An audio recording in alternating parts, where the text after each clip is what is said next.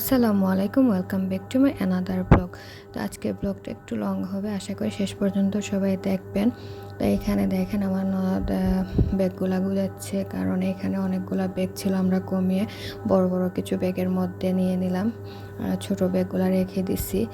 আর এখানে সব কিছুই যাবে ইউএসএতে, আমার বাবা মা ভাই বোন সবার জন্য টুকিটাকি ঈদের জন্য অল্প কিছু জিনিস আছে, তাছাড়াও মানে ফ্যামিলির জন্য আর অন্যান্য যা যা দেওয়া যায় সব কিছু।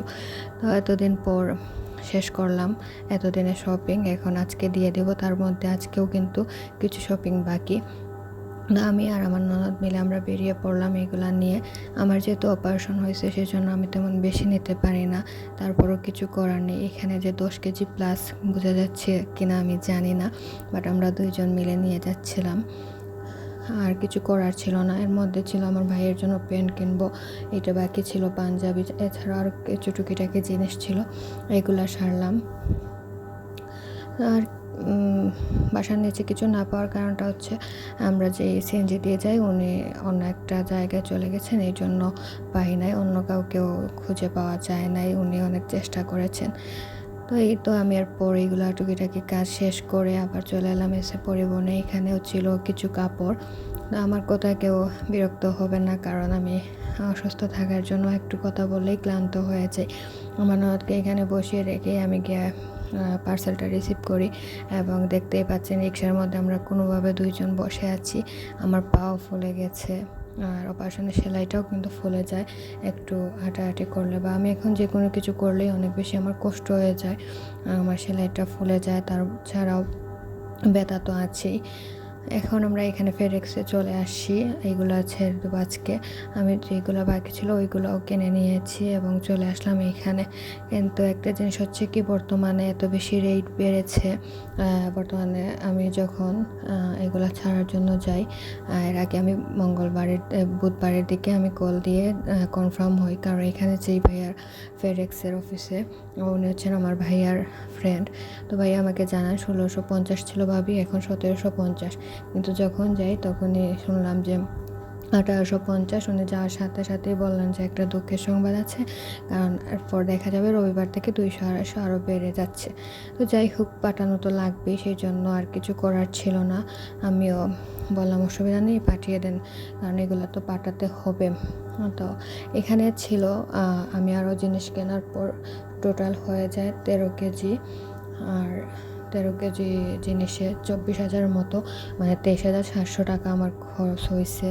কিছুটা মনে হয় ডিসকাউন্ট ছিল কিনা না আমি জানি না, 24,000-এর মতনই হয়েছে। তো যাই হোক, 300 টাকা ভাইয়া ডিসকাউন্ট দিচ্ছেন আমাকে। এখন এই তো আমি এখানে একটু ব্লার রাখছি, তার কারণ হচ্ছে যে এগুলো সব কিছুই এখনও এখানে পৌঁছায় নাই, তো আমি চাই না এর আগে এগুলা মানে আমি দেখাই আর কি, সবার সাথে শেয়ার করি। আমি জানি না এগুলো কবে গিয়ে পৌঁছাবে, তো আশা করছি ইনশাল্লাহ ঈদের আগে পৌঁছে যাবে। যেহেতু ঈদের কাপড়, সেই জন্যই বেশি খারাপ লাগছে যদি ঈদের আগে না যায়, সেই জন্যই 12-13 দিন আগে ছেড়ে দিয়েছি। এখন যেহেতু দেশের পরিস্থিতি ভালো না, মানে ইরান এবং আমেরিকাতে যে সমস্যাগুলো হয়েছে আর কি, এগুলোর জন্য ফেডেক্সের প্রাইসটাও বেড়ে গেছে, তাছাড়া জিনিসপত্র ডাইরেক্টলি নাকি যাচ্ছে না।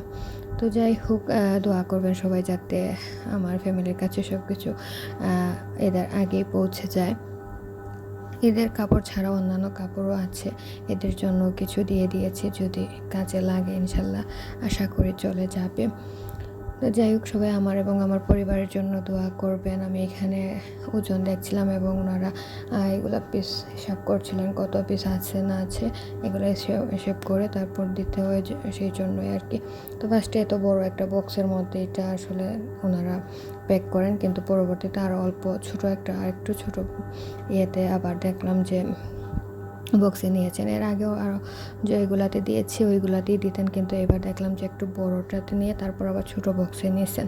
তারপর আমি আর ওজন করাই নাই, কারণ এগুলো একটু লাগছিল। আমার 5টার মধ্যে যাওয়ার কথা, সেখানে আমার অলরেডি 5:45 বেজে গিয়েছিল। গিয়ে দেখলাম ভাইয়া বেরিয়ে পড়েছেন যে নামাজে যাবেন, তারপর এটা ক্লোজ করে দিবেন আর কি।